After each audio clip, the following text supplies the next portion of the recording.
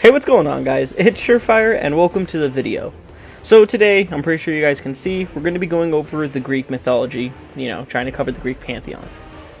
So I'm just going to go ahead and say this just outright. There's going to need to be more videos, on each of the topics that I'm going to address in this, just because, in all honesty, the Greeks are very in-depth with their mythology, and, I mean, in some things I couldn't really find too much information, but in other things I found, just a bountiful amount of information. So as much as I hate to do this, we are going to go ahead and split up the videos on this, but I'm still going to give you guys an overview on everything, obviously, that I want to cover.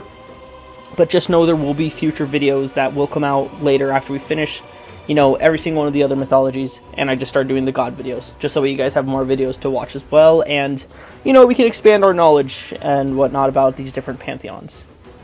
But let's just go ahead and get on with this and just go ahead and get started on the video.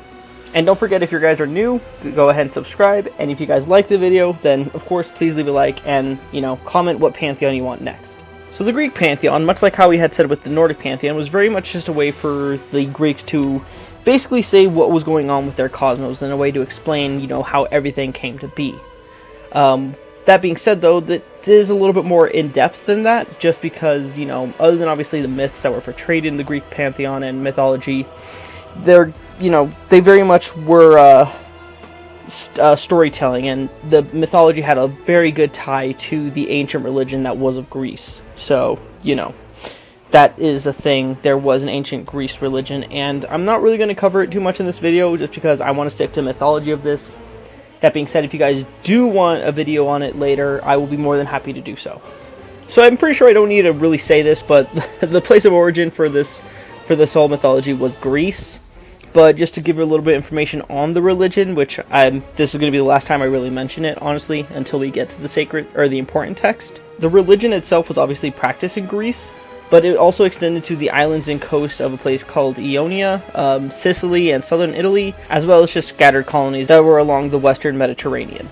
So for the important text, there's really only 4 authors you need to focus on to get a grasp of the mythology, one of which is a very important book that I will say I'm going to actually get later, but, obviously the religion had a lot more, but at least for the authors we're going to look at, just to cover the mythology, those were going to be Homer, Hesiod, Pindar, and Apollodorus of Athens. So of Homer's pieces, we had 2 pieces known as Iliad and Odyssey, which both took place during and after the Trojan War.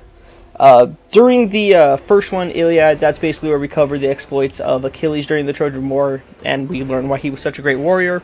And then as for Odyssey, or it might even be Odysseus, I don't think so though, just because it ends with a Y. Either way, this follows the story of the dude named Odyssey, who was a king of a land that, after he went and fought in the Trojan War, that he was trying to go back to. So for Hesiod, we have 2 pieces, the first of which being the Theogony, and then the second being the Work and Days. The Theogony is probably a really important piece, just because it actually goes about the origins of everything, including the gods, man, everything like that, as well as, connecting the gods and their family history, so we kind of know who's related to who. As for the Works and Days, well, it was originally an informative poem kind of thing that was supposed to be like a script for his brother about agriculture. It did still include tales of like Prometheus, Pandora, and then it covered the 5 ages, which were, the Golden, Silver, Bronze, Heroic, and Iron Ages. Next is Pindar.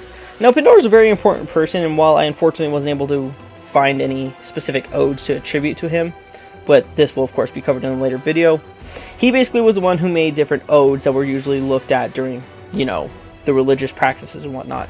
And what an ode is, for anyone who doesn't know, is basically a poetic piece that is performed with music accompaniment. So, pretty simple on that part. So this next book, even though I did already mention him by name, it's not actually known if this piece, the Bibliotheca, or the library if you want to call it that, was actually made by this dude named Apollodorus of Athens. It's not really known who the correct author was. It's just kind of usually attached to his name, but because of that, usually you'll find on the cover it'll say Pseudo-Apollodorus of Athens, just to kind of let you know, hey, this may or may not have been made by him. The reason why this book is so important is because it's basically like your handbook to, it's your guide to the Greek mythology. It covers, the Greek myths, heroic tales, gods. It goes a whole 9 yards for you. So it's a pretty good book if you wanted to pick up, just in case you wanted to look at the stuff yourself, if you didn't want to look online. Which, of course, I did, but like I said, I want to get the book. So in lack of the fact that I could really find any prophecies in this kind of, mythology, I did actually come across something else which I believe is important enough to cover in place of the prophecies, which we're going to go ahead and call the ages. So how the ages worked was, the mythology was very attached to an actual sort of this did in fact happen kind of thing to the Greeks. It was very much historical fact. So how they kind of went about setting a history for it was they basically had 3 different ages, all of which of course were before their time, which of course were the Age of Gods, or if you wanted to call it, it's the myths of origin, which covered basically the origin of everything, the world, the gods, and the human race. So if you had any books that were talking about that kind of stuff, it was put into the Age of Gods.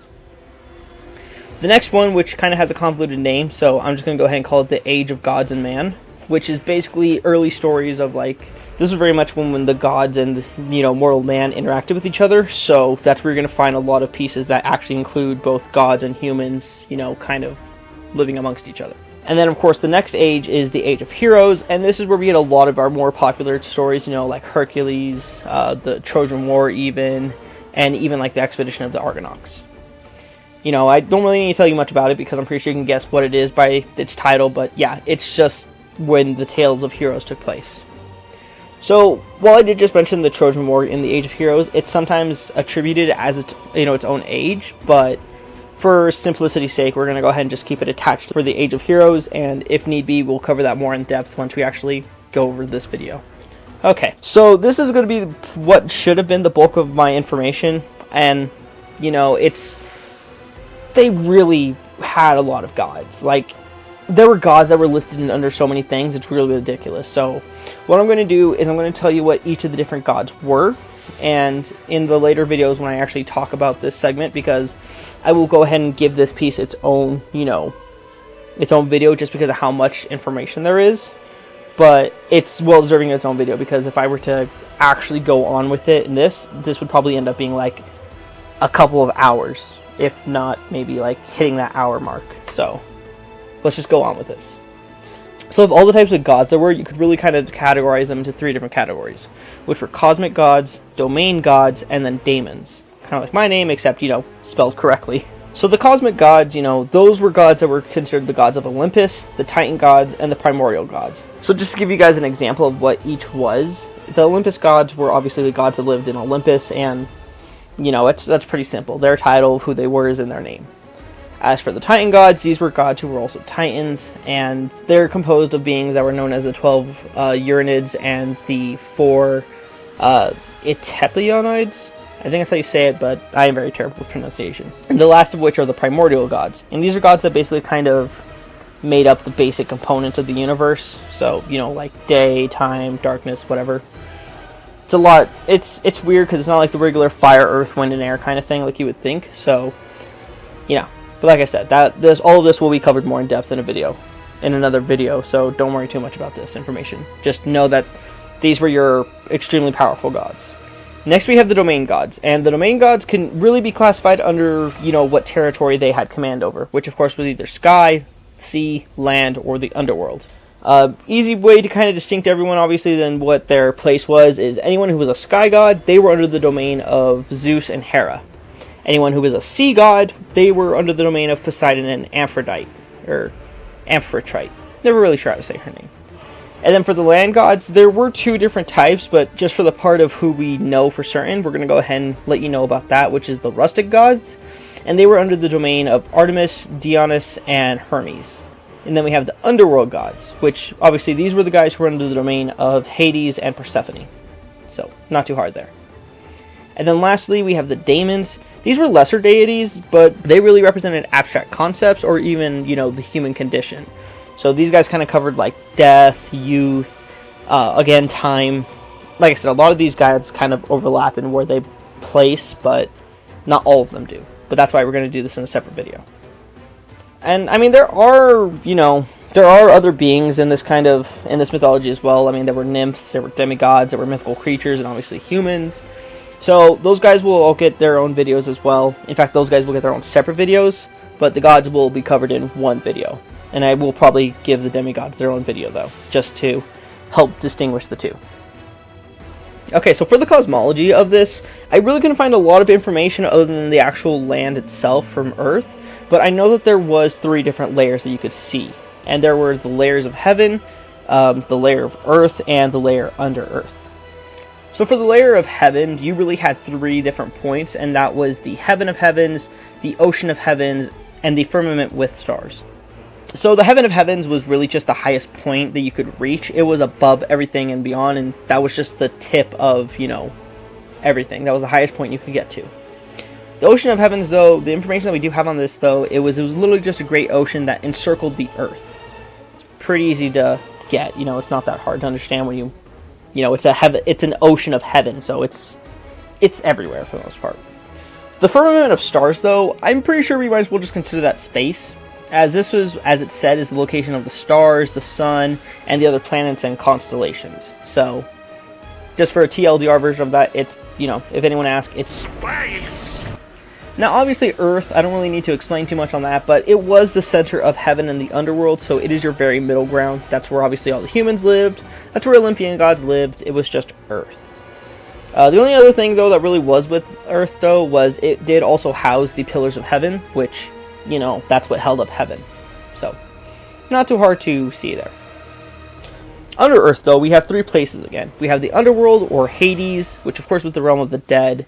We had the pillars of Earth, which held up the Earth. And then we had the primeval ocean, which was a cosmic ocean that also surrounded the Earth and its pillars. Obviously, there's a picture on the screen for you guys to look at, which should have been up the entire time. But, obviously my description of it isn't the best, but that's all I could really kind of help to describe when looking at this picture.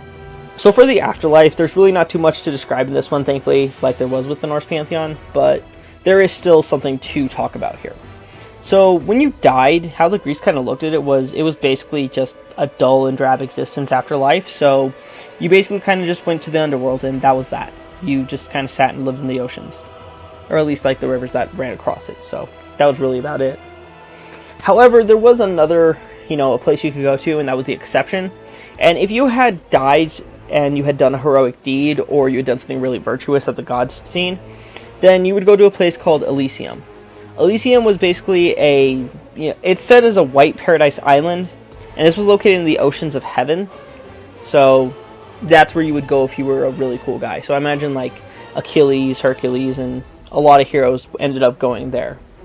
So that's really about it. I do apologize for what's probably a shorter video, guys. Like I said, all of these segments for the most part are going to get their own video just because there is enough to explain on it. It's just, for time's sake, there really was a lot that there is to cover. So it's better just for me to kind of, clip it down to the basic of what I can for it and then elaborate more in its own video. So I do very much apologize for this, guys, and I also apologize for making you guys wait because I know this video did come out a little bit later than what I wanted.